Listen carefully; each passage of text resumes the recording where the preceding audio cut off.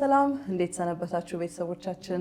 ዛሬም በድጋሚ ተገናኝተናል። ይሄ ስለ ጥበብ የተባለው ፕሮግራማችን ነው።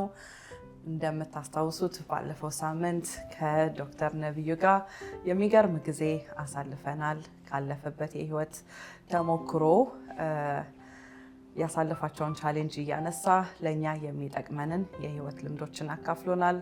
ከዛም አልፎ ደግሞ አሁን እየሰራ ካለበት ከአይሲዩ ፕሮፌሽኑ አንስቶ ኤንድ ላይፍ ላይ ያሉ ፔሸንቶችን አስመልክቶ እኛ ልንገነዘብ ልንዘጋጅበት ራሳችን ልናዘጋጅበት የሚገቡ ፖይንቶችን እያነሳ ጠቃሚ ኢንፎርሜሽኖችን እየሰጠ ነበረ።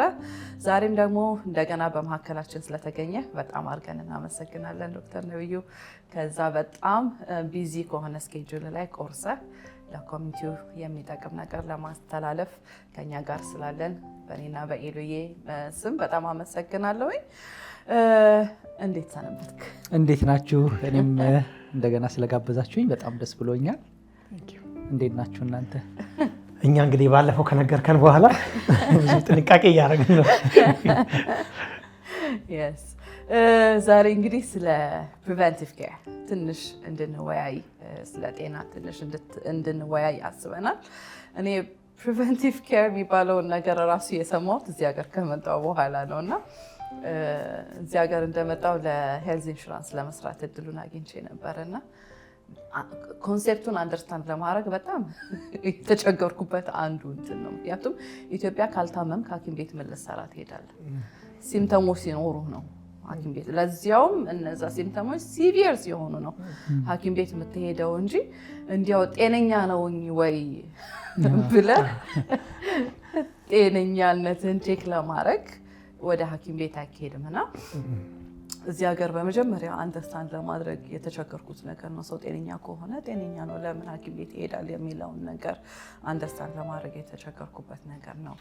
ግን አይ ቲንክ አማርኛችን ትክክል ነው ብዬ አስባለሁ። ጤና ጥበቃ ለካ ጤና የሚጠበቅ ነገር ነው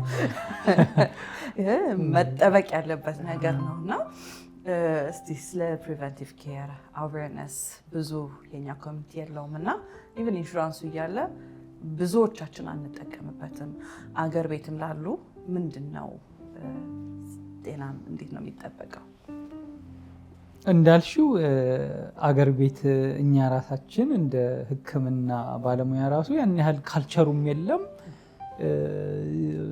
እውቀቱም ትምህርቱም ፕራክቲሱም የለም አክቹዋሊ እና በጣም ጥቂት ቦታውን እንግዲህ ካልተሳሳትኩ በጣም ጥቂት ቦታዎች ነው ላይክ እንደ አየር መንገድ ያሉ ትልልቅ እንትኖች ካልሆኑ በስተቀር እንደዚህ ፕሪቬንቲቭ ሰርቪስ ያለም አይመስለኝም። ግን እንዳልሽው ልክ አሁን መኪና በየተወሰኑ ማይሌጆች ወይም ኪሎ ሜትር ልክ ቼክ እንደሚደረገው ኦይል መቀየር ወይ ምናምን እንደሚደረገው የኛም ባዲ ላይክ ቼክ አፕ ቢደረግ ልክ እንደዛው ማለት ነው እና እዚህ ሀገር የራሳቸው የሆነ ጋይድላይን እና ፕሮቶኮል አለ። በተወሰነ እድሜ ላይ ሲደረስ ይሄ ነገር በቃ ቼክ መደረግ አለበት። ልክ መኪና 30,000 ማይሌጅ ሲደርስ ይህን ያህል ነገር መደረግ አለበት እንደሚባለው አይነት ማለት ነው። ለሴቶችም ለወንዶችም ልክ እንደዛ። ሴቶች አሁን ብዙ ጊዜ ይሄ ማሞግራም ምንድነው ፕሪቬንት ለማድረግ ነው። የሆነ ነገር ካለ ደግሞ ቶሎ ካፕቸር ለመያዝ ከዛ ቶሎ ከታወቀ አንድ ነገር መፍትሄውም ይቀላል ማለት ነው።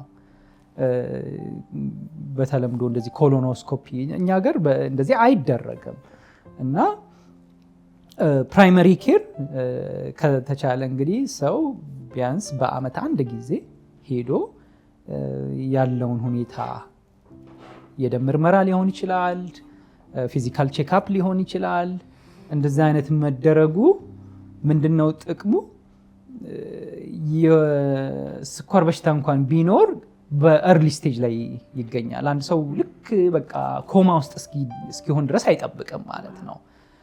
ስለዚህ የሆነች ነገር እንደ አበሻ ኮሚኒቲ ደግሞ አንዳንድ ጊዜ ቀጠን ያለም ሰው በቃ ጤነኛ ሊመስል ይችላል፣ ግን የደም ምርመራ ሲሰራ ወይ ኮሌስትሮል ሊሆን ይችላል ወይ ሌላም ነገር ሊሆን ይችላል እና ያ ነገር ቶሎ ላይ ይታወቅ ይችላል። ስለዚህ እንዳልሽው ጤና ጥበቃ ታሞ ከመማቀቅ አስቀድሞ መጠንቀቅ ይላል እንግዲህ በእኛም ሀገርና ፕሪቬንት ማድረግ ነገሩ ከመምጣቱ በፊት አንደኛ ህይወትንም ኮስት ሊያደርግ ይችላል፣ ሁለተኛ ፋይናንሻል ኮስት ይኖራል፣ ሶስተኛ ባዲያችንም የሚያልፍበት ነገር አለ ያ ነገር ሲያልፍ እና ከዛ በፊት ግን ብንጠነቀቅ መልካም ነው። ስለዚህ አሁን መጠንቀቅ ስንል ብዙ ነገር ሊነካ ይችላል። ይሄ ማለት ምንድነው? ሐኪም ጋር ከመሄድ ጀምሮ ሌላ ደግሞ የአኗኗር ዘይቤ አለ። ብዙዎቻችን አይ ቲንክ ኤክሰርሳይዝ አናደርግም፣ ግን የአሜሪካን የካርዲዮሎጂ አካዳሚ እንግዲህ በሳምንት ቢያንስ እንግዲህ እስከ 5 ጊዜ በቀን 30 ደቂቃ ሰው አክቲቭ እንዲሆን ይመክራል። እንግዲህ ባለንበት ምድር የመጀመሪያ ቶፕ 3 ገዳዮች ተብሎ የሚታሰቡት አንደኛ የልብ ህመም ነው፣ ሁለተኛ ካንሰር ነው፣ ሶስተኛ አክሲደንታል ዴዝ የሚባል ነው። እንግዲህ የልብ ህመም ራሱን ብቻውን ቆሞም የሚመጣ በጄኔቲክ ሊሆን ይችላል። ግን አብዛኛው ደም ብዛት ያለበት ሰው፣ ስኳር ያለበት ሰው፣ ኮሌስትሮሉ ያልተስተካከለ ሰው፣ እነዛ ሰዎች ናቸው መጨረሻ ላይ የልብ ህመምተኞች የሚሆኑት። ስለዚህ እነዚህን ነገሮች ደም ብዛትን አቮይድ ካደረግን ወይም ማኔጅ ካደረግነው፣ ስኳራችንንም በትክክል እንትን ካደረግነው እዛ ጋር አንደርስም ማለት ነው። ስለዚህ የልብ ህመም ጋር ሳይደረስ አንደኛ ኪለር እዚህ ሀገር እሱ ነው።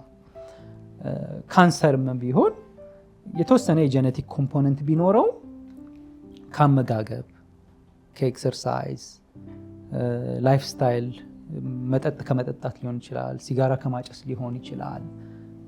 እነዛም በማድረጉ ሰዎች ለነዛ ነገሮች የበለጠ ተጋላጭ ይሆናሉ ማለት ነው። እኔ በምሰራበት እንግዲህ የሳምባ የፐልሞናሪ እንትን ስለሆንኩኝ የሳምባ ካንሰር የሚያማቸው ሰዎች ምናምን ይመጣሉ እኔ ጋ። ብዙ ጊዜ ያው አጫሾች የሆኑ ሰዎች ሊሆኑ ይችላሉ። እና ማጨስ በጣም ከባድ ነው ለማቆም። በጣም በቃ አዲክሽን በጣም እኛ ከምናስበው በላይ ከባድ ነው። ሰዎች በስንት ዓመታችሁ ጀመራችሁ ብለሽ ትጠይቂያለሽ እና ቁጥሩ የሚያስደነግጥ ቁጥር ሰዎች 10 ሳይሞላቸው ራሱ እንግዲህ በዛ ጊዜ የዛሬ 50 ዓመት ወይ ምናምን ብታይ ካልቸሩ ብዙ ሰዎች ያጨሱ የነበረበት ጊዜ ካልቸርም ነበር እዚህ ሀገር እና ብዙ ሰዎች ያጨሳሉ። ግን 9 ምናምን እያሉ አንዳንድ ጊዜ ወይ እንደቀልድም ገና አንተ ሬኮርዱን ብሬክ አላረክም ምናምን ልላቸው እችላለሁ። ግን ካልቸራሊ እንደዛ ነበረ። በእኛም ሀገር ብዙ ሰዎች ከስራ ስትረስ ሊሆን ይችላል የማጨስ እንትን ይሄ የዌስተርኑን እንትንም የመያዝ እንትን አለ። ሀሺሽ ማጨስ፣ አሁን ደግሞ በተለምዶ ይሄ ሺሻ የሚባለውም አለ አይደለ?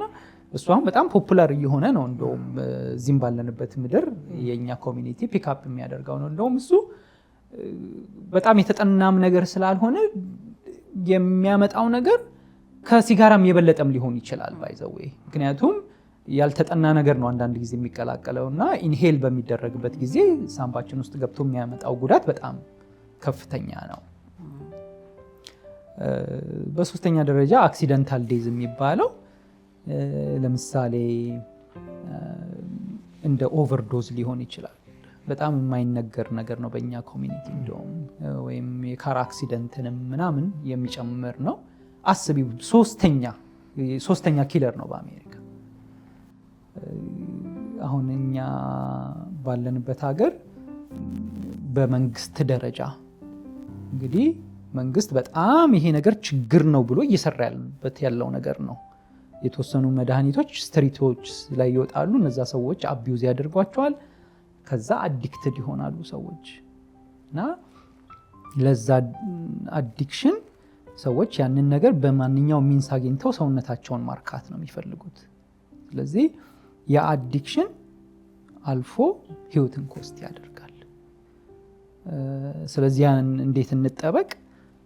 ልጆችን በግልጽነት ማውራት፣ ወጣቶች ያላችሁ ካላችሁ ልጆች ያሏችሁ ይሄ ነገር ከኤሌመንታሪ ስኩል ነው ባይዘው የሚጀምረው። አሁን በጣም እንግዲህ እኔ ቨርጂኒያ ነው የምኖረው። ቨርጂኒያ ትምህርት ቤቶች ማሳወቅ አለባቸው እንደዚህ አይነት ነገር ሀፕን ሲያደርግ ኢቨን ስኩል ግራውንድ ላይ እና ኢሜይል ምናምን ይደርሳል። ኤሌመንተሪ ሃይ ስኩል በጣም ኮመን ነው፣ ሰዎች ይጠቀማሉ። አሁን እኛ የራሳችን ልጆች እንደዚህ ያደርጋሉ ብለን አንገምትም፣ ግን ኦፕንሊ ልጆቻችንን ማናገር እንደዚህ አይነት ነገር አለ። ስለዚህ ልጆቻችንን እንዴት ነው የምናያቸው? እንደ ጓደኛ ራሳችንን መክፈት አለብን። ያ ነገር ደግሞ ሀፕን ካደረገ እንዴት ነው ናቪጌት የምናደርገው? ሲስተም አለ፣ እንዴት ሄልፕ እናገኛለን? ብዙ ጊዜ የአበሻ ኮሚኒቲ አንዳንድ ጊዜ መንገድ ላይ ስታይ ያሳዝንሻል። ሰዎች ድረግ ውስጥ ከገቡ ከዛ ውስጥ ለመውጣት እነሱ የሚፈልጉት ኑሮም ላይሆን ይችላል፣ ምክንያቱም ጌታቸው ይሆናል ማለት ነው። ስለዚህ ያንን ነገር ለማድረግ ማንኛውም አይነት ኢሊጋል ነገር ያደርጋሉ። በዛ ውስጥ ሰዎች ኦቨርዶዝ ሊያደርጉ ይችላሉ። አሁን እዚህ ሀገር በአፍንጫ የሚሰጥ እንደዚህ ኢመርጀንሲ አሁን ሰዎች እንትን ሲያደርጉ ቤታቸው ውስጥ አለ በቃ ስጧቸው ተብሎ ማለት በጣም ኮመን ከመሆኑ የተነሳ ሰዎች ያ ነገር ሪቨርስ እንዲደረግ ማለት ነው እንዳይሞቱ።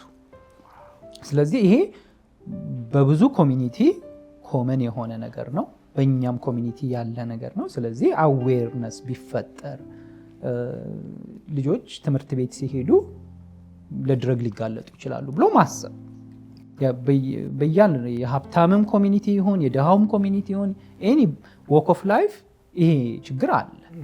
ስለዚህ ቲኔጀሮቻችንን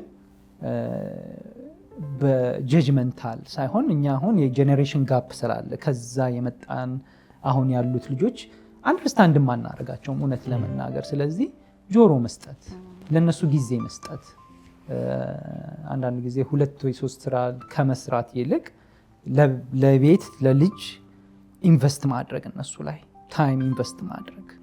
ምክንያቱም አት ዘ ኤንድ ኦፍ ዘ ዴይ ልጄ በህይወት ሲኖርልኝ ነው እንጂ የምንሰራው ነገር ምንም ጥቅም ላይኖረው ይችላል ማለት ነው። ምክንያቱም ልጆቻችን የሆነ ቦታ ሲደርሱ ነው እንደ ሰክሰስም የምንቆጥረው። ስለዚህ እነሱን እንደ ጓደኛ ማየት ከዛም ባለፈ መልኩ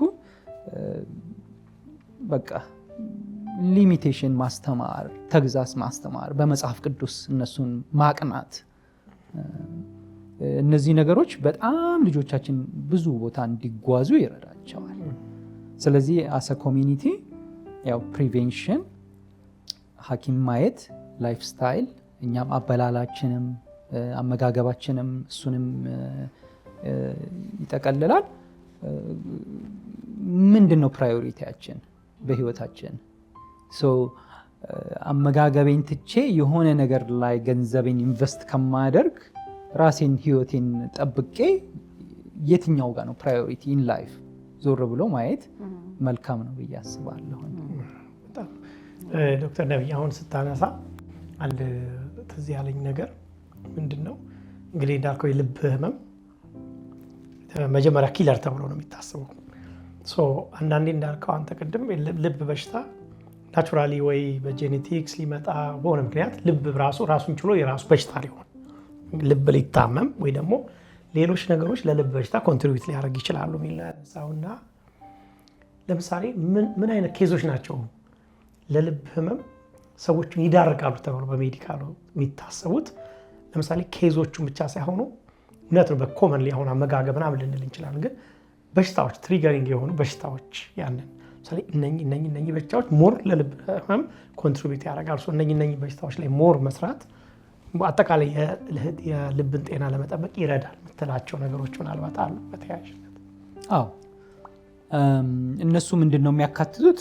ለምሳሌ በአንደኛ ደረጃ ስኳር በሽታ። ስኳር በሽታ ምን አለው?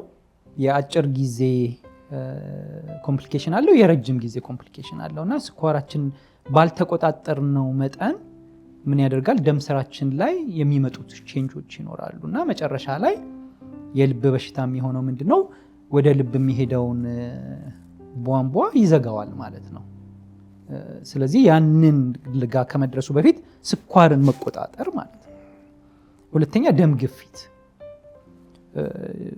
ግፊት አንደኛ እንዳይመጣ መከላከል ይችላል። እነዚህ ነገሮች ባይዘው ሜታቦሊክ ዲዚዝ ናቸው ነው የሚባለው። ምንድነው?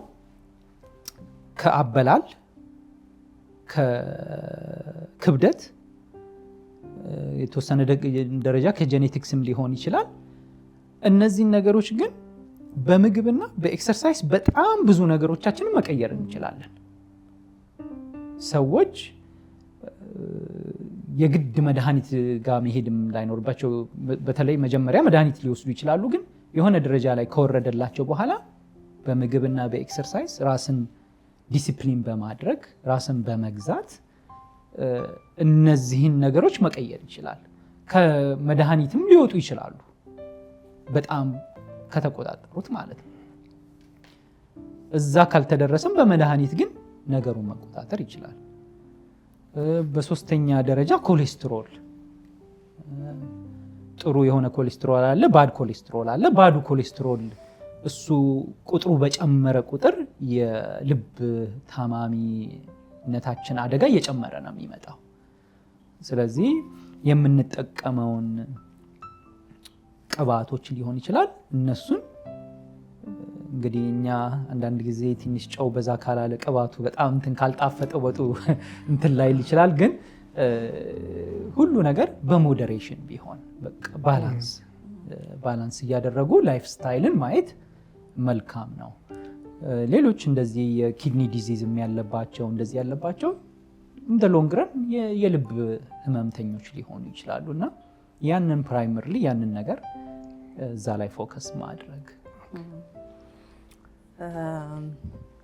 ጤና ሀብት ነው ይባላል እና የእውነት የሚገባው የታመመ ሰው ነው። ከብዙ አንጻር ጤነኛ ሰው አለመሰቃየቱ ብቻ ሳይሆን መስራት የምትችለው ጤነኛ ስትሆን አይደለም፣ ፋይናንሻሊ ሪስፖንሲብል መሆን የምትችለው ጤነኛ ስትሆን ነው እና ይህንን ጤና ደግሞ መጠበቅ አይ ቲንክ ሹድ ቢ አ ፕራዮሪቲ ለሰዎች። የፋይናንስ ሰዎች just because you can buy it doesn't mean you can afford it ይላሉ አይደለ? just available የሆነ ክሬዲት ስላለና መግዛት ስለቻልክ doesn't mean you can afford it ይላሉ እና ቅድም እያልክ ነበር 2 ስራ 3 ስራ መስራት ኖርም የሆነበት ኢንቫይሮንመንት ውስጥ ነው ያለ ነው እና 2 ስራ 3 ስራ መስራታቸው አንዳንድ ጊዜ ጤናቸው አፎርድ ላይ ያደርግ ይችላል። ጤናን መጠበቅ የሚባል ነገር አለ እና እንዴት ነው ይሄ የላይፍ ስትረሱ ኢኮኖሚካል እንትኑ ጫናው እነዚህ ነገሮች ጤናን ከመጠበቅ ጋር ሰው እንዴት አድርጎ ነው ባላንስ ማድረግ ያለበት? ምንድነው አዌር መሆን ያለበት? ሰዎች ስትረስን እንዴት ነው መቀነስ የሚችሉት? እንደ ላይፍ ስታይል ማለት ነው። ይሄ ሩቲን የሆነው ሐኪም ጋር ሄዶ ስክሪን ከመደረግ ባለፈ ዴይ ቱ ዴይ ላይ ምንድነው ጤናዬን ለመጠበቅ የሚል አንደርስታንዲንግ ሰዎች እንዴት ነው ሊኖራቸው የሚገባው? በጣም ጥሩ ልሽያዬ። የምንኖርባት ምድር በጣም ከባድ ነች። እንግዲህ ያው ሰዎች ሲቀልዱ አሜሪካ የሚኖር ሰው በአንድ አይኑ ጨፍኖ በአንድ አይኑ አላርም ላይ ነው ይላሉ እና ታይም በጣም ገንዘብ የሆነበት ምድር ላይ ነው የምንኖረው። ገንዘብ በጣም አስፈላጊ ነገር ነው ለመኖር። ግን እንዳልሽው ደግሞ ጤና ከሌለ at the end of the day ምንድን ነው ያተረፍነው? ስለዚህ የእያንዳንዱ ሰው የተለያየ ሲቹዌሽን ላይ ሊሆን ይችላል።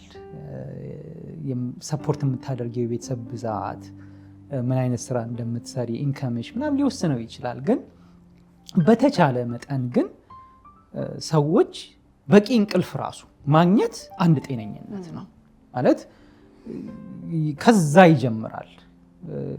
ሰው ካላረፈ ለሚቀጥለው ቀን ሬዲ አይሆንም።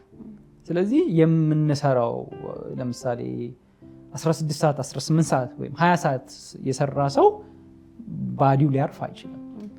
እግዚአብሔርም ሲፈጥር ቀን አለ ማታ አለ። የሚገርምሽ የሆኑ ሆርሞኖች አሉ ራሱ ማታ ማታ የሚመነጩ እና ያ ሰው የማታውን ብዙ የማታ ሽፍት ወርከር ከሌሎች ሰዎች ጋር ሲነጻጸር ብዙ ተጓዳኝ ህመም አለው። ላይፍ ኤክስፔክታንሲውም ይቀንሳል። ማታ ብቻ የሚሰራ ሰው ማለት ነው። ስለዚህ ማታ አታስሩ እያልኩኝ አይደለም፣ ግን ሊሚት ማድረግ። ምክንያቱም እኛም ዲዛይን ስንደረግ ራሱ ስናርፍ ወይም ጨለማው በሚመጣበት ጊዜ የሚመነጩ ራሱ ሆርሞኖች አሉ። እነዛን ተኙ እና በምተኙበት ጊዜ ያ የሚመነጩ ነገሮች የሚቀንሱ አሉ ወይም አንዳንዶች የሚጨምሩ አሉ ማለት ነው። ስለዚህ ያንን በተወሰነ መልኩ መስራት ባለብን ሰዓት እንሰራለን፣ ግን የተፈጥሮን ህግ ራሱ ለመጠበቅ መሞከር። ስትረስ እንግዲህ ምን ይባላል እዚህ ሀገር ላለ ሰው ስትረስ በጣም እንግዲህ ያው ቢል አለ፣ ምን አለ፣ ቤተሰብ አለ የሚረዳል። እኛ ደግሞ አሰ ኮሚኒቲ እንደዚህ ሀገር ሰዎች ፕሪቪሌጅድ አይደለንም። እዚህ ያው ብዙ ነገሮቻቸው ተሰርቶላቸው ስለሆነ እኛ አገር ቤት የምንረዳው ሰዎች አሉን፣ እዚህም የምንረዳው ሰው ሊሆን ይችላል። ያው ባክግራውንዳችን ያው ኮሚኒቲን ያሳደገን፣ ስለዚህ ከዛ ስለወጣን እንትን አለ እና ባላንሲንግ፣ ፕራዮሪታይዜሽን፣ የፋሚሊ ዲስከሽን እና ቢንግ ኦነስት ከቤተሰብ ጋር ከባለቤት ሚስት ባል ኦነስት አድርጎ የፋይናንሳችንን እንዴት ነው መምራት ያለብን፣ ጎል ሴት ማድረግ እነሱ የስትረስ ሌቭላችንን ይቀንሳሉ። at the end of the day አንዳንድ ጊዜ ባለቤቴ ምን ትላለች፣ ምን ያህል ሰራ ሳይሆን ምን ያህል ቆጠብክ የሚለው ራሱ በጣም ኢምፖርታንት ነው። ስለዚህ ብዙ ስላገኘሽ ብቻ ብዙ ሆነ ማለት አይደለም። ስለዚህ የማያስፈልጉ ወጪዎቻችንን መቀነስ። ስለዚህ እኛ ኢንቨስት ማድረግ ያለብን ታይም ላይ ያንን ኢንቨስት ማድረግ፣ ጤናችን ላይ፣ ስፒሪቹዋል ነገራችን ላይ ያ በጣም ኢምፖርታንት ነው። አንዳንድ ጊዜ የሆኑ ስታቲስቲክሶች አሉ። ኢቭን መጽሐፍ ቅዱስ በቀን 1 2 3 ከዛ በላይ የሚያነቡ ሰዎች ወይም የፕሬየር ታይማቸው ይህን ያህል የሆኑ ሰዎች ጤናቸው እንዴት ነው የሚል ራሱ ጥናቶች አሉና ከእግዚአብሔር ጋር ያለን ነገር በጨመረ ቁጥር አንዳንድ ሰዎች የስትረስ ሌቭላቸው በጣም ይቀንሳል፣ ለእግዚአብሔር መስጠት ይችላሉ ማለት ነው። ስለዚህ ብዙ ስለሮጥን ብዙ ስለለፋን ብቻ አይደለም። እነዛ ነገሮች በራሳቸው መጥፎ ስላሉ አይደሉም፣ ግን መጠን ያስፈልገዋል ሁሉ ነገር። ዋው ይገርም ነው በእውነት። ቅድም ስለ እንቅልፍ እያወራ በእንቅልፍ የሚመጣ በሽታ ስተን ምንም ሉሊትን አያጠቃልም እያልኩ እና ያው ዙሮ ያሉ ሰዎች ወደፊት አቅርበን እንዳልከው እውነት ነው፣ በጣም አስፈላጊም ናቸው። እኛ ህይወትን ፐርስፔክቲቭ አለን፣ መነጽር እኮ ነው። ህይወትን እንዴት ነው የምናያት የሚለው አንድ ሪል ስቴት ላይ የሚሰራ ሰው አንድ ጊዜ ቤት የሚያጋዛ ሰው ምን አለ፣ በጣም እኔ የምቸገረው አለ ሰዎችን ቤት ለማጋዛት ፈልጉ የምቸገረው ሁሉም ሰው መጥቶ የከሌን ቤት ነው የምፈልገው ይለኛል። ከሌ ገዛው ነው ይለዋል። ምንድነው የምትፈልገው ስላቸው የላቸውም ማለት ሰው የሚፈልገው የለውም ማለት የሚፈልገው የከሌን ቤት ነው አለ የሚፈልገው። አይ ዋጋው ስንት ነው? ግድ የለም እንደምንም ብለን እንደሱ አይነት ቤት ነው ይለኛል። በጀታቸውን ስታይ 1/3 አይሆንም ማለት ገበያቸው። እና ህይወት እንዲነች አይ ቲንክ ሞር እንደ ኮሚኒቲ ራሳችን ላይ መስራት ያለብን ምንድነው ያለኝ ከሚል መኖር መነሳት። እኛ ቤት እንዴት ነው የምንኖረው? የኛ ቤት እንችላለን ወይ አንችልም ወይ? የምንገዛው ነገር በምን አቅሜ ነው የምንገዛው የሚለው እና አንዳንዴ በጣም ኤክስትሪም የሆኑ ስትረሶች በእውነት እግዚአብሔርም የሰጠን አይደለም። አንዳንዴ ይሄ ሰው ሰራሽ ናቸው፣ እኛው ራሳችን ያመጣናቸው ማለት ነው። እና it's all about choice ይመስለኛል። እኔ I think አንድ ሰው የ10,000 ብር ሶፋ ቤት የገዝቼ ውጪ ልደር ወይስ ያ 2000 ብር ሶፋ ገዝቼ ልቀመጥበት የሚሆነውን አይ ቲንክ ሰውየው የሚወስነው። አንዳንድ ከመግዛት ውጭ ኦን ከማድረግ ውጭ አትጠቀምበትም።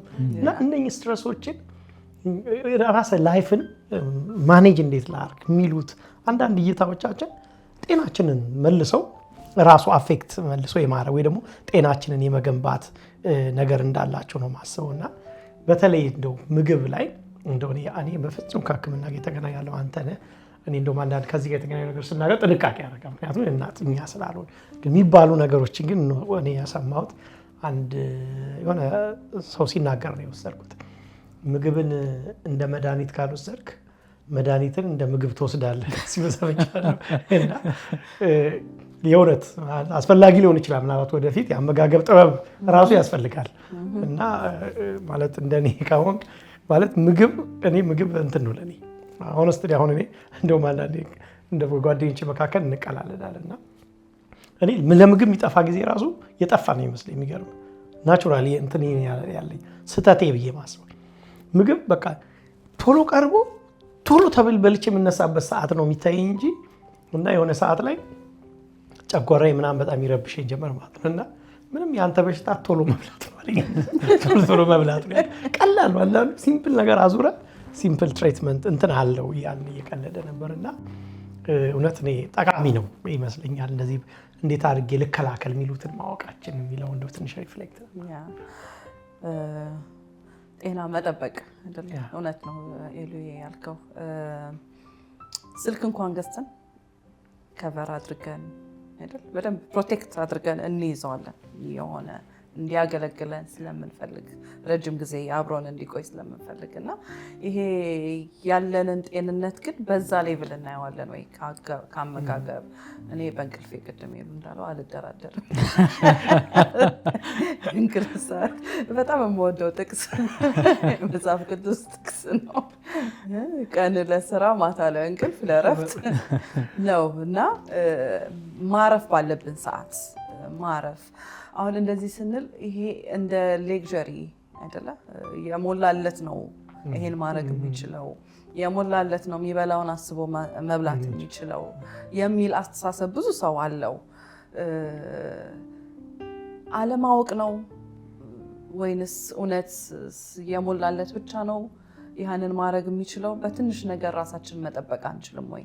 ምግባችንን ማስተካከል አንችልም ወይ? ትንሽ ዋክ በማድረግ ሲምፕል የሆኑ ይሄ ጂም ገብቶ እኮ የጂም ሜምበርሺፕ ከፍቶ ፍሎ መስራት ምናምን አይደለም። ትናንሽ ነገሮች ናቸው ይመስለኛል ሳስበው ራሳችንን ሜንቴን ማድረግ የምንችልበት እና ምን አለማወቅ ነው? ኦፖርቹኒቲው ስለሌለ ነው? አቬይላቢሊቲው ስለሌለ ነው? ምንድን ነው የኮሚኒቲያችን ቻሌንጅ? አይ ቲንክ የተወሰነ ያህል ኢንፎርሜሽንም ወይም አለማወቅ ይኖራል። ለምሳሌ እንዳልሽው በቃ ጂም የግድ ሄጄ መስራት የለብኝም። በ30 ደቂቃ ሰው ወክ ቢያደርግ ለዛ ምንም የሚያስፈልግ እግርና ያው መንገድ ነው የሚያስፈልገው። ያንን ለማድረግ ሰው በቃ ቁርጠኝነት በራሴም ላይፍ ሳየው እንደ ኮሚኒቲ የሆነ አሁን እኔ ኤክሰርሳይዝ ጀምራለሁ የተወሰነ ጊዜ ጀምርና አቋርጣለሁ። እንደዚህ የሆነ ፐርሲስተንስ እውነት ለመናገር ዲሲፕሊን የለንም። ልክ ኢትዮጵያ አትሌቶች አሁን ኦሎምፒክ ሲያሸንፉ ሁሉም ሯጭ ይሆናል በአንድ ጊዜና ከሆነ ከወር ከሁለት ወር በኋላ ግን በቃ ያንን ይዞ የሚቀጥል ሰው የለም። ስለዚህ ጤናንም ልክ እንደዛው ነው። የሆነ ነገር ስራ ቦታ ኢሊቬተር ከመጠቀም ስቴርስ መጠቀም። አሁን እቺ ሲምፕል የምትመስል ነገር ግን በጣም በህይወትሽ ላይ ስሞል ስቴፕስ አኪሙሌት ሲያደርግ ማለት ነው ብዙ ነገር ይወስድሻል። ስራ ቦታ መኪናን ትንሽዬ ራቅ አድርጎ ማቆም፣ ከዛች የምትወስጃት እርምጃ በየቀኑ ስለምትሆን ትጨምራለች ማለት ነው። ስለዚህ ትንንሽ ሀቢቶቻችንን የግድ በቃ በአንድ ጊዜ እንትን ማድረግ የለብንም። ስለዚህ ጥቂት ነገሮችን መቀየር ከወክ ከማድረግ ጀምሮ ስቴርስ ከመውሰድ ጀምሮ አመጋገብ ላይ the same thing እንግዲህ መጾም እንግዲህ በእኛ ባህል በጣም ኮመን ነገር ነው። እንደዚህ ምግብ ራሱ አሁን በሳይንሱ እንግዲህ መጥቶ የተለያዩ አይነት ነገሮች መጥቷልና ኢንተርሚተንት ፋስቲንግ ተብሎ ተጀምሯል። እንግዲህ በመንፈሳዊ ዓለም እንግዲህ ያው የምንጾመው እኛ ከእግዚአብሔር ጋር ኮኔክት ለማድረግ እሱ ጋር ለመቅረብ ጥያቄያችንንም ለማቅረብ ከእሱ ጋርም ጊዜ ለማጥፋት ነው። ግን ያ ለሰውነት ጠቃሚ ነው። አሁን ሳይንስ ያንን ወስዶ መልሶ ኢንተርሚተንት ፋስቲንግ ለሰዎች በጣም እንትን ቢያደርጉት ሞር ይኖራሉ፣ እድሜ ይጨምራል እያለ ነው። ምን ለማለት ነው? እነዛን ነገሮች ኮስት በማያደርግ መንገድ ሰዎች ወይ ቁርሳቸውን ወይ ምሳቸውን በመተው የተወሰነ ነገራቸውን በመቀየር፣ አንዳንድ ጊዜ ደግሞ ያንን ማድረግ የማይችሉ ሰዎች ፖርሽናቸውን መቀነስ ሊሆን ይችላል። ለአንዳንድ ሰዎች ደግሞ የቅባቱን መቀነስ ሊሆን ይችላል፣ ወይ የምንፈልገውን ነገር መቀነስ ሊሆን ይችላል። በጣም ቻሌንጅ የሚሆኑብን የምግብ አይነቶች ሊኖሩ ይችላሉ። ስለዚህ እነዛን ነገሮች ኤክስፔንሲቭ መሆን የለባቸውም በፍጹም። ግን ባለን እጃችን ላይ ባለ ነገር መቀየር እንችላለን። ስለዚህ ጥቂት ልማዶቻችንን የሚችል ሰው አፎርድ የሚያደርግ ሰው ጂም ቢሄድ ምንም መልካም ነገር ነው። ስለዚህ ምንድነው ሞቲቬተር አለው ያ ሰውዬ፣ ማሽን አለው። ስለዚህ ሞር ኦርጋናይዝድ የሆነ ነገር ያደርጋል። ግን ያንን ማድረግ የማይችል ሰው ግን በቀን 30 ደቂቃ መሮጥ፣ ያችን ነገር በሳምንት 5 ቀን ቢያደርግ በጣም ብዙ ለውጥ ያመጣል። ስለዚህ ሀቢቶቻችንን፣ ዲሲፕሊናችንን መቀየር፣ የምግብ አመጋገባችንን ከስራ ቦታ ጀምሮ ከቤት ያለው ነገር መቀየር። ዲሲፕሊን አይ ቲንክ አንተ ያልከው አንዱ ዲሲፕሊን በጣም አስፈላጊ ነው አይደል? ባለፉትም ሌሎችንም ፕሮግራሞች ላይ አብረን እያየነው የመጣ ነው። በጣም ራስን ዲሲፕሊን። እኔ አንድ ወዳጅ አሁን እያልኩት እዚያ ላይ 2 ዓመት ጂም ከፍሏል ማለት ነው። የጂም 2 ዓመት ሆኖታል። አንድ ቀን ሄዶ አያውቅም ማለት ነው። እና እሱን ለማስወጣት ጊዜ ፈጀብኝ ከጂም ለምንድን ነው እየከፈልክ ነው? 2 ዓመት ሆነዋል እና 30 ብር የምትከፍለው ብር በጣም ብዙ ነው። 2 ዓመቱን ስታሰላ ኦልሞስት እንግዲህ 30 ስታሰሉት ብዙ ብር ነው አይደል? በ30 በአመት ራሱ ስንት ይሆናል? በዚህ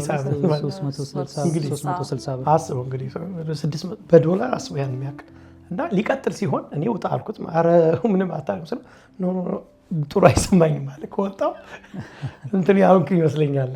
ጤናዬን ያልጠበቅኩ ይመስለኛል። አንዳንዴ ዲሲፕሊን ከሌለ የብዙ የጂም ሜምበርሺፕ በመሆን ምንሆን ይመስላል። ግን አንተ እንዳልከው ሲምፕል ስቴፖችን መውሰድ። እኔ አሁን አንዳንዴ እፈተናለሁ። አሁን አንተ ስትል እየገረመኝ ነበር። ፕራክቲካል ላይፍ አይደል የምናወራው ነገር።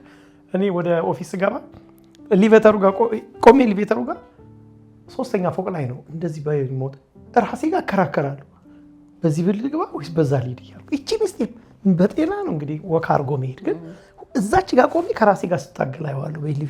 ኤሌቬተር እስኪመጣ 1 ደቂቃ አልጠብቅ ወይስ ለመውጣትና አንዳንድ ጊዜ ሲምፕል የሚሆኑ ስቴፖችን መውሰድ። እኔ አንዱ የምረዳው አንተ እንዳልከው እግዚአብሔር የሰጠን ባዲ የሰጠን ሰውነት ክቡር ነው እና አንድ እንደውም በመንፈሳዊ እንትን ላይ ስራ ላይ ተሰማርቶ የሚያገለግል አንድ አገልጋይ ነበር ይላሉ። እና አንድ ጊዜ በጣም ሰው ይወደዋል። በጣም የታወቀ ሰው ነው እና በጣም ይወደድ ጥሩ አስተማሪ ነው። እና አንድ ጊዜ ታመመና ተኝቶ ሰዎች ሊጠይቁት ይመጣሉ ማለት ነው። እና ምግብ ብላ ሲባል አይበላም፣ በቃ ምትጠጣ ሲባል አይጠጣም፣ እንዲህ አርግ ሲባል በቃ ራሱን ጎርቶ ነው ያንን ያደረገ ነበር። ከዛ መጨረሻ ላይ ግን አብረው ሰዎች ቀርበው አጠገቡ በቃ አንተ አይውሽ በቃ ብዙ አኖረልን ካንተ በተማርን ሲሉት፣ አው ፈረሱ መልእክት ነበረኝ፣ ፈረሱን ግን ቀድሜ ገድየዋለሁ አለ። እና አንዳንድ ጊዜ መሆን የምንችለውን እንኳን የምንሆነው ፈረሱ ሲኖር ነው ጦርነቱን መዋጋት የሚችለውና በህይወታችን አኮምፕሊሽ ልናረጋቸው የምንችላቸው የምንፈልጋቸው ብዙ ነገሮች ከፊት ይኖሩንና ለሱ የሚሆን ጤና እንዳናጣ ለዛ የሚሆን ጤናን መጠበቅ በጣም አይ ቲንክ እግዚአብሔር የሰጠን ኃላፊነት ነው ብዬ ነው ማስበው እኔና አንተም እንዳልከው ቅድም ፋስቲንግ። አሁን እግዚአብሔር ፋስቲንግን እንግዲህ ሲሰጥ ለሰው ልጆች ሰዎች ወደሱ እንዲቀርቡ ብቻ አድርገን ሊሆን ይችላል የምናስበው። ግን ከጤና አንጻር እንኳን እንደሚያያዝ ስናስብ እንዴት አስፈላጊነቱን እና ሁል ጊዜ የሰጠኝ ሰውነት ከእግዚአብሔር የተቀበልኩት አደራዬ ነው። ስለዚህ በመተቻለ መጠን አቢዩዝ ማድረግ የለብኝም ራሴን የሚል መርህ አይ ቲንክ እሱ ሲምፕል ስቴፕ ሊሆን ይችላል።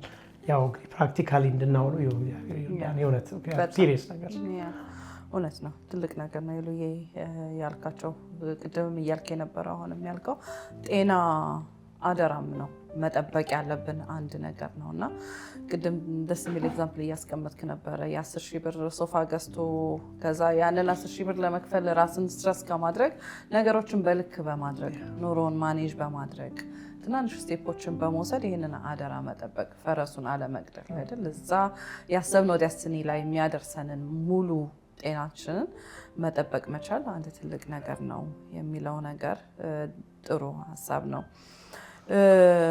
ዶክተር ነብዩ እንግዲህ በጣም ብዙ ፖይንቶች ልናነሳ እውነት ይህንን ኦፖርቹኒቲ ልንጠቀምበት እና ብዙ ሀሳቦች ልናንሸራሽር እንችላለን። አዘ ኮሚኒቲ ደግሞ ብዙ የሚጠቅመን ብዙ ሀሳቦች ስላሉ ማለት ነው።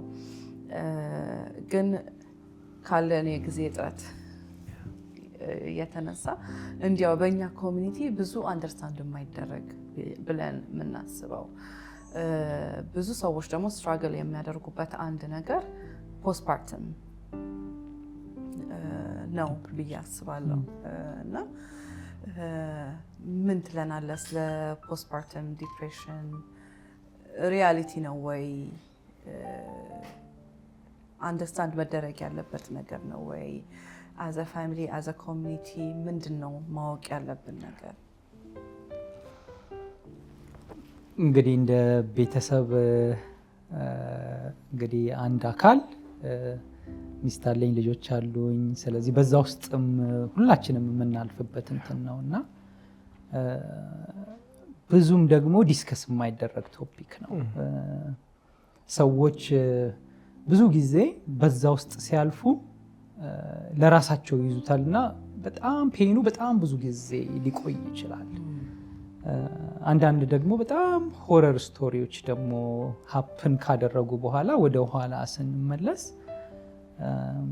አይ ሪሜምበር አንድ ስቶሪ እንግዲህ በእኛ በኢትዮጵያና በኤርትራውያን ኮሚኒቲ አይ ሄርድ የሆነ ጊዜ እንደዚህ አዲስ የወለደች እናቷ ከኢትዮጵያ መጥተው በጣም በዚህ ፖስትፓርታል ዲፕሬሽን ተጠቅታ ቢሮዋ ሄዳ ራሷን ከሆነ ፎቅ ላይ እንደወረወረች ሰምቼ የሆነ እንደዚህ አይነት ነገር ስትሰሚ በጣም እንትን ያምሻል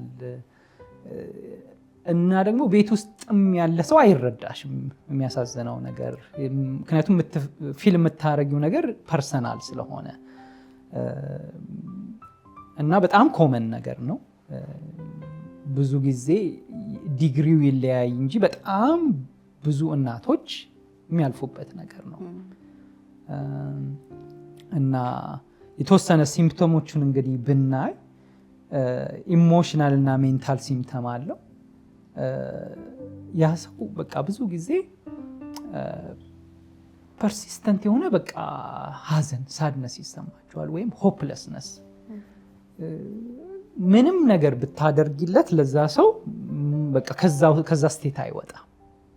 ኮንቲኒየስሊ የሆነ ባለም ሊረዳው አይችልም። እንደዚህ ሁሉ አድርጌ እንደዚህ አድርጌ ሊል ይችላል። ግን እነዛ ሰዎች እንደዛ አይነት ውስጥ አሉ። በጣም ደግሞ ትንሹም ትልቁም ነገር ያስጨንቃቸዋል። ልጁ መጥባት አልቻለም ወይም ፌል አደረግኩኝ እና ደግሞ ኢሪተብል ይሆናሉ። በፊት ምንም በጣም ትዕግስተኛ የነበረ ሰው በትንሹም በትልቁም ነገር በቃ ብዙ ነገር ያበሳጫቸዋል። ጊልትና ወርዝለስነስ በቃ እኔ ማረባ ነኝ፣ ሌሎች ሰዎች እንደዚህ አድርገው እኔ እንደዚህ ማድረግ አልቻልኩም ወይም የሆነ ፉልፊሊንግ የሆነ ነገር አልደረስኩም ብለው ማሰብ፣ በዛ ደረጃ ልክ ማለት ነው። በፊት የሚወዷቸውን ነገሮች ደግሞ ኢንተረስት ማጣት። በፊት በጣም የሚወዱት ነገር ሊሆን ሆቢ ሊኖራቸው ይችላል። አንዳንድ ነገሮች ወይ ሙቪ ማየት ሊሆን ይችላል ወይ የሆነ ነገር ሊሆን ይችላል ወይም የሆነ ነገር ማድረግ ሊሆን ይችላል እና እነዛን ነገሮች የነበራቸውን ነገሮች ማጣት፣ እነዚህን ነገሮች ማየት፣ ፎከስ ማጣት፣ የሆነ ነገር በቃ የሆነ ስራ ለመስራት ተነስተው ምን ለማድረግ እንደፈለጉ እንኳን እዛ ቦታ ሲደርሱ ወይ ኪችን ደርሰው ለምንድን ነው እዛ ጋር የደረስኩት ቦታ ራሱ ብለው ለራሳቸው መልስ ማጣት ሊሆን ይችላል። ቦንዲንግ ኢሹ አሁን አንዳንዴ ከልጆቻቸው ጋር ልጆቻቸውን ራሱ በቃ ማጥባት ራሱ ሊቸገሩ ይችላሉ። ወይም በቃ እንደ ራሳቸው ልጅ ራሱ ላይ ቆጥሩት ይችላሉ። በጣም በቃ ሊቸገሩ ይችላሉ። የመጨረሻውና በጣም አስፈሪው ግን የሆነ ራስን ወይም ሰውን የመጉዳት ፐርሲስተንት ቶት ሲመጣ በቃ ሆፕ ማጣት፣ የነዚህ ነገሮች በሙሉ ሲጨማመሩ እንደዚህ አይነት እሳቤ ሊመጣ ይችላል ማለት ነው። እንግዲህ ይሄ ሲምፕተሞቹ ናቸው ያወራናቸው። በቃ ኢሞሽናል ግን ቢሄቪየራል እና ፊዚካል ሲምፕተምም ደግሞ አለው። ምንድነው? ያቺ እናት እንቅልፍ ታጣለች። ምክንያቱም በጣም ብዙ ስትረስ አለባት፣ ብዙ ጭንቀት አለባት። ስለዚህ የሚገባም እንቅልፍ በዛ ላይ ደግሞ በየ2 እና 3 ሰዓቱ ሐኪሞቹ ተነስተሽ አጥቢ ይሏታል። ያ ነገር አለ። ስለዚህ የእንቅልፍ ሳይክሏ በጣም ይዛባል። አፒታይት ማጣት፣ አንዳንድ ሰው ደግሞ በጣም ብዙ መመገብም ሊሆን ይችላል። በሁለቱም ኤክስትሪም ማለት ነው። መድከም፣ በቃ ከልክ ያለፈ ድካም፣ ፋቲግድ መሆን በቃ እና ሰዎችን በቃ እንደመተው እንዳይጠይቋቸው ይፈልጋሉ። ዊዝድሮ ያደርጋሉ ከሌሎች ሰዎች፣ ከፋሚሊ ከምናምን። አንዳንድ ጊዜ ሰዎች ወልደው አትጠይቁን በሚሉን ሰዓት እኛ እንደንትን ልንቀየማቸው እንችላለን። ግን ያ ትክክል አይደለም። በተወሰነ መልኩ ያው እንደ ኮሚኒቲ ያው ጆይን አድርገን ያንን ሃፒ ሞመንታቸውን እንትን ልናደርግ እንችላለን። ግን ሰዎች ያንን ሊመርጡ ይችላሉ እንደዚህ ሲሰማቸው እና አንዳንድ ጊዜ በቃ ዝም ብሎ ቦዳያቸውን ሊያማቸው ይችላል፣ እንደዚህ ሊያደርግ ይችላል እና ብዙ አይነገርም። ግን ነገሩ በጣም ሳይከፋ ማለት ነው አንደኛ የሕክምና እርዳታ መጠየቅ ሊያስፈልግ ይችላል። ግን ዲግሪውም እንትን ቢል በአጠገብ ያለ ሰው ነገሩን አንደርስታንድ አድርጎ መቻል፣ ብዙ ኤክስትራ ማይል መሄድ፣ እንደ እህት፣ እንደ ወንድም፣ እንደ ባል፣ እንደ አጎት፣ እንደ አባት፣ እንደ እንትን እነዛን ሰዎች በዛ ጊዜ በጣም ለነሱ ኤክስትራ ኬር ማድረግ ያስፈልጋል እና ለነሱም በቃ መገኘት እና ሰዎች አንደርስታንድም ስለማናደርጋቸው የተወሰኑ ነገሮችን ቶለሬት ማድረግ አለብን። አይ ቲንክ በጣም አዌርነስ እኛ ኮሚኒቲ ላይ የሌለበት አንድ ፊልድ ነው ብዬ አስባለሁ። ይሄ ከእርግዝና ጋር ተያይዞ መጀመሪያ ላይ ያለውን የሆርሞናል ቼንጅ ከሱ ጋር አብሮ የሚመጣውን የቢሄቪየር ቼንጅ አሁን ብዙ አዌርነስ ብዙ ሰዎች ጋር ብዙ ባሎች ጋር አለ ብዬ አስባለሁ እና ይሄ የፖስትፓርተሙ ላይ ግን ብዙ ሰዎች ገና ብዙ አዌርነስ የላቸውም እና አንድ ፕሮግራም ላይ እንደዚህ ዲስከስ እናደርግ ነበረ እና በፖስትፓርተም ያለፈ ሰው ዲስከስ እያደረገ የነበራቸውን ኤክስፒሪየንስ እየተናገሩ ነበር እና ከኦዲየንሶቹ መካከል አንዱ ሚስቱ እርጉዝ ናት፣ ለመውለድ የደረሰች ነበረች እና በጣም ብዙ ሆርሞናል ቼንጅ ነበራት እና ይህንን አዌርነሱ ስለነበረ ይሄ ሆርሞን ነው እርግዝናው ነው እያለ ብዙ ነገር ታግሶ ነበር እና ከዛ በኋላ እነዚህ ሙሽሮች እነዚህ ያሳለፉትን ኤክስፒሪየንስ ሲናገሩ በፖስትፓርተም ያሳለፉትን በጣም አዘነ። እኔ እኮ አሁን በቃ ልትወልድ ነው ተገላገልኩ እያለሁ ከወለደች በኋላም ደግሞ ሌላ ደግሞ አለ እያላችሁኝ ነው ብሎ በጣም አዘነና ያው አልቀረለትም። ግን ይህ አዌርነስ በጣም ብዙ ረዳው። አንደርስታንድ ለማድረግ ብቻ ሳይሆን ሄልፕንም ለመፈለግ ከአንደርስታንዲንግ አልፎ ሄልፕንም ለመፈለግ ምንድነው ማድረግ ያለብን፣ እንዴት ነው ሄልፕ ማድረጋት፣ እንዴት ነው ይሄ ጊዜ የሚታለፈው የሚለውን ነገር ራሱ ለመፈለግ ያ አዌርነስ ረዳቸው እና አሁን እየተመለከቱን ይሄንን ፕሮግራም እያዩ ያሉ ሰዎች እያለፉበት ሊሆን ይችላል፣ ደግሞም ገና እየመጣም ሊሆን ይችላል እና ምንድነው ማድረግ ያለባቸው? ይሄንን ጊዜ ከአዌርነስ ባለፈ ምን አይነት ሄልፕ ነው የሚያስፈልጋቸው? እንዴት ነው መታለፍ ያለበት?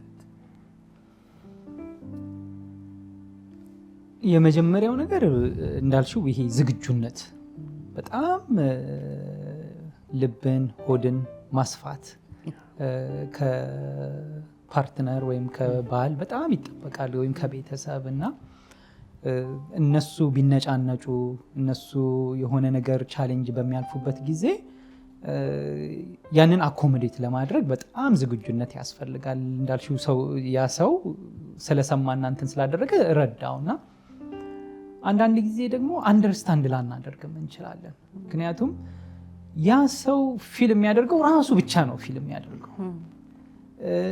በዛ ውስጥ ደግሞ ያለፈ ሰው እሱ ካልሆነ ሌላ ሰው አንደርስታንድ አያደርገውም። ባይዘው እንዲሁ ራሱ አሁን እኛ እዚህ ቁጭ ብለን ስናወራ በዛ ውስጥ ያለፉ እናቶች አሁን ካሉ ያ ስሜት የራሳቸው ነውና ባላቸው ራሱ አንደርስታንድ አያደርጋቸውም እና በጣም ፍረስትሬቲንግ ነው። ባልየው እኮ ትክክል ነገር እያደረገ ሊሆን ይችላል በዛ ሞመንት ለሱ በሚመስለው፣ ግን ለነሱ ግን እይታው ትንሽ ለየት ያለ ነው የሚሆነው። ስለዚህ ቤት ውስጥ ያለው ሰው በቃ ኤክስትራ ማይል ለመሄድ በጣም ዝግጁ መሆን አለበት፣ በጣም ታጋሽ መሆን አለበት። ነገሩ ደግሞ በጣም እየከፋ ሲመጣ እዛ መጨረሻው ስቴፕ ላይ ሳይደረስ እንዳልሽው ብዙ ጊዜ በሳምንቱም በሁለት ሳምንትም ቢሆን ክትትል አለ፣ ለልጅም ከዛ ለእናትም ክትትል ያስፈልጋልና ያንን መጠቀም ይጠይቃሉ። እንደዚህ አይነት ነገር ካለና በእኛ ኮሚኒቲ ትንሽ ግልጽነት ያጥረናል። እውነት ለመናገር ይሉኝታ የሚባልም ነገር አለ። እንደዚህ ብል ህመምን አለመናገር አለ እና ግልጽ መሆን፣ መነጋገር። ቤተሰብም ባል እንደዚህ ካለ በቃ እንደዚህ እየተሰማሽ ነው ወይ ምን እናደርግ ብሎ ያንን ካን ኦፕን ማድረግ መልካም ነገር ነው እና ሚስቶችም እናቶችም እንግዲህ ይህንን እየሰማችሁ ካላችሁ አንዳንድ ጊዜ የምናልፍበት ነገር ስናወራው ይቀላል።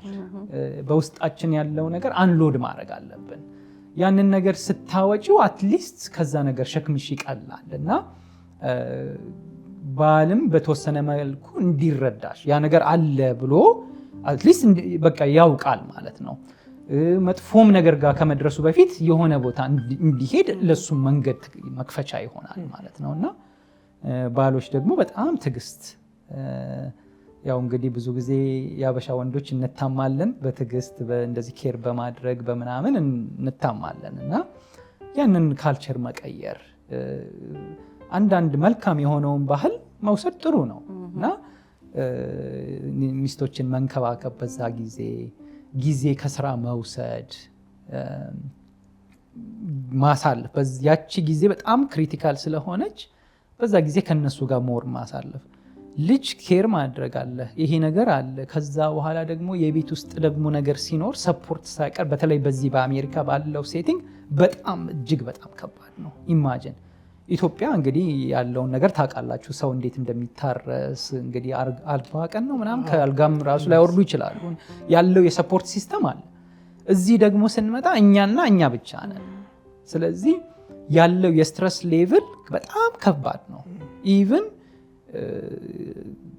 ሁኔታው ራሱ ወደዛ አስገድዶ ይገፋል። ምክንያቱም ያለው ባልና ሚስትና ልጅ ነው ያለው። አዲስ ልጅ የማይሄድ እንግዳ ብለውታል። እንግዲህ አንዳንድ ጊዜ የሆነ ነገር መጣ ቤት እና ያንን ልጅ ቴክ ኬር ማድረግ አለ። ስለዚህ ያ ቻሌንጅ እያለ በተለይ አዲስ ወላጅ ስትሆን የመጀመሪያ ልጅ ሲሆን ጡት ማጥባት ራሱ በጣም ሊከብድ ይችላል። አደራረጉንም አይታወቅም።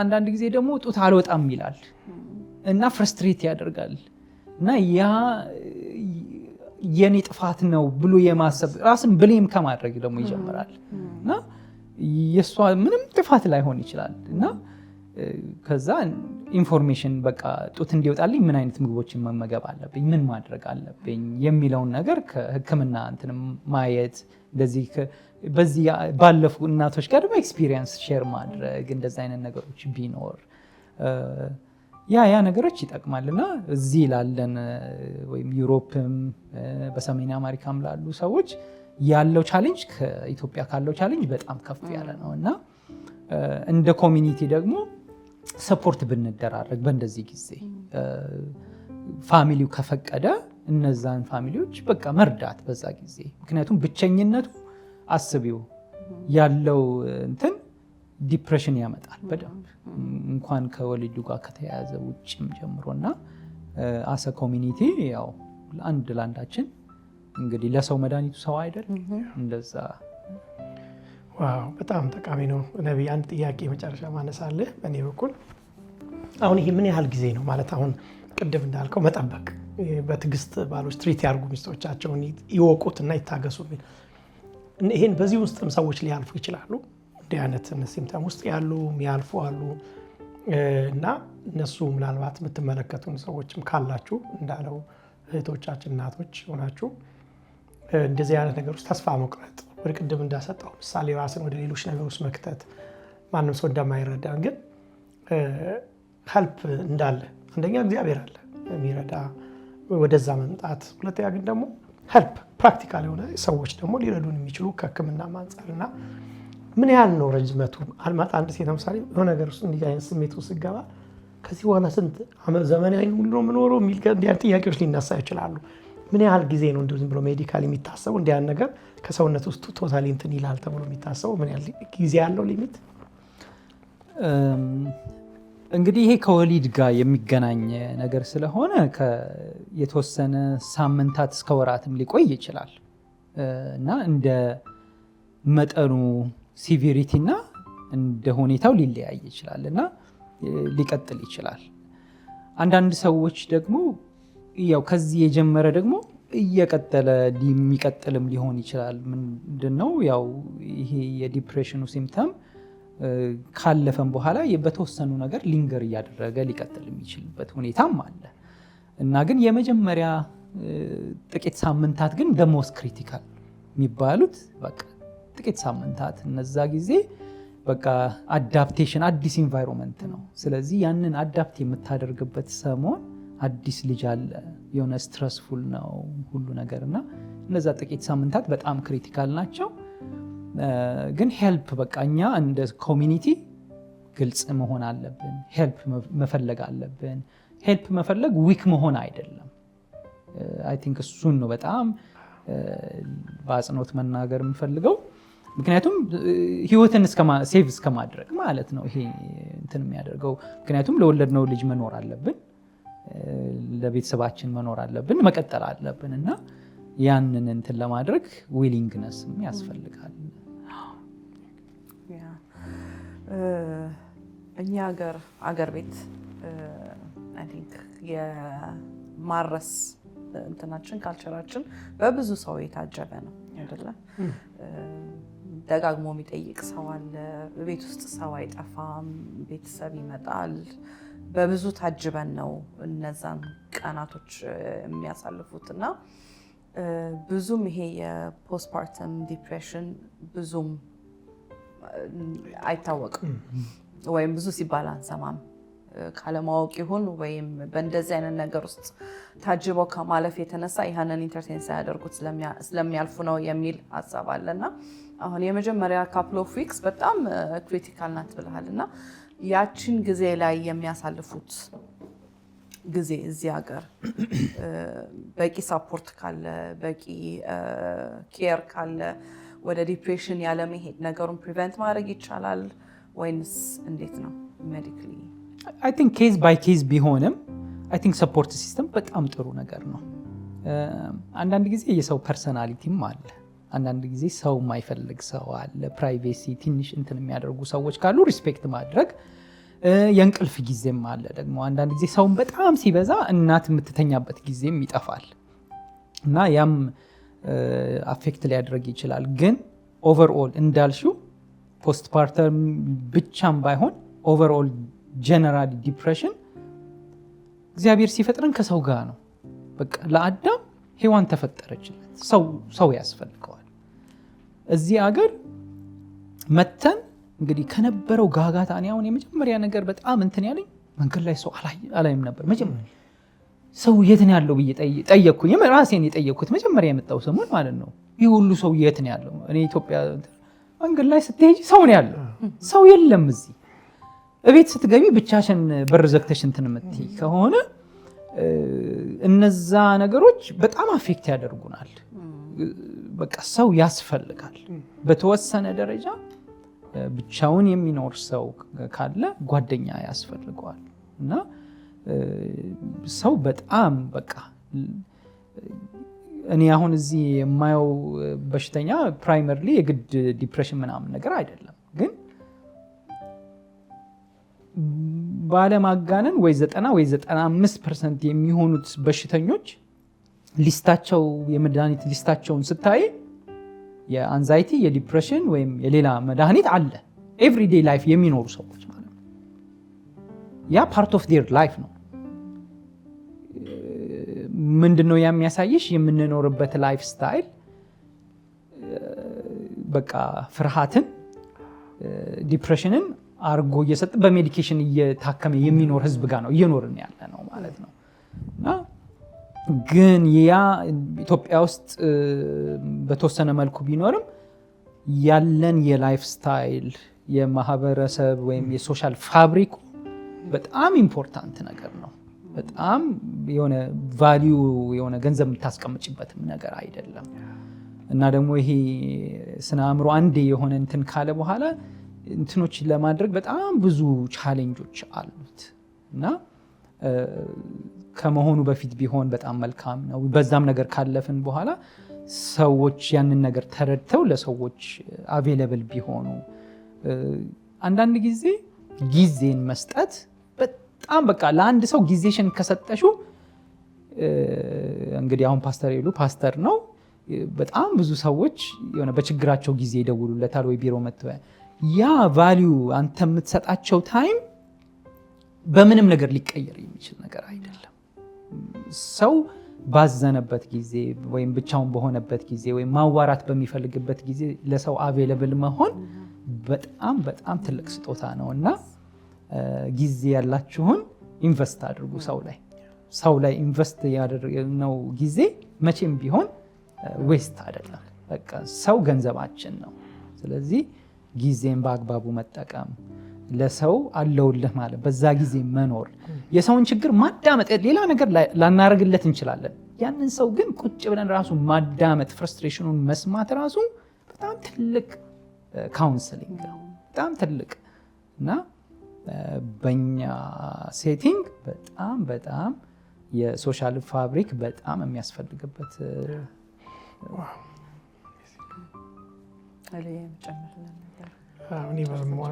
በጣም አስተማሪ ነገር ነው። ዶክተር ነቢይ በጣም ሪሊ አስተማሪ ነው። ለእኔ በጣም ሆነስትሊ አዲስ ነው እንትኑ። በጣም ሰዎችን አወራለሁ፣ እንደዚህ አይነት ሰዎችን እሰማለሁ ሲሉ ግን በምን ወይ ነው የሚለው ነገር ላይ ብዙ እንትን የለኝም እና ለብዙ ሰዎች ደግሞ ይህንን ለሚመለከቱ አንዳንድ ጊዜ ምንም ይሰማ የሌለ ወይ ደግሞ እንደዚህ አይነት ነገር ቶታሊ የለም ብሎ እኔ አሁን አንድ ሰው እንደዚህ ብዬ ነገርኩት ማለት ነው። እንዲህ ያን ሰው የሚያልፉት ነው ኧረ እባክህ ነጮች የፈበረኩት ምናምን አለኝ ማለት ሰዎች የሚረዱበትን እይታ በኔጌቲቭ አይደለም። አሁን ይሄ ሰው የነገረኝ ለእኔ ምንድነው የእውነት የለም ብሎ የሚያስቡ ሰዎች አሉ። በቃ የለም ዝም ብሎ የተፈበረከ ይሄ የቤት ስራ ተደርጎ ለሰው የተሰጠው ነው እና ፊሊንግ ነው ዝም ብሎ የሌለ። አሁን ይሄንን ፔንፉል የሚያልፉ ሰዎች ይሄን ሲሰሙት የበለጠ ሰው አይረዳኝም የሚል ግን እኔ ሁልጊዜ አንዳንድ ሰዎች ሲሉ እሰማለሁ። ሰው ሆዱን ያመዋል አይደል?